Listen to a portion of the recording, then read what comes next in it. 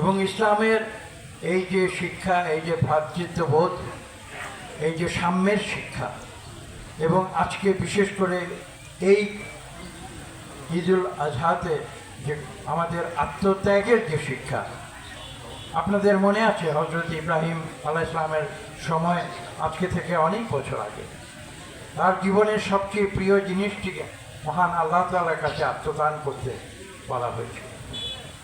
কাজে সেখান থেকেও আমাদের শিক্ষা নিতে হবে। অর্থ, বিত্ত, বৈভব, প্রিয়জন মানুষের জীবনে সব কিছু নয়, সেই শিক্ষা ইসলাম আমাদের দিয়েছে। কাজে আমরা এই ঘোড়াশাল পলাশে আমি দৃষ্টান্ত স্থাপন করেছি, আমরা প্রতিহিংসার রাজনীতিতে বিশ্বাস করি। আমরা একে অপরের ভাই হিসাবে এখানে বসবাস করি, শান্তিতে বসবাস করি।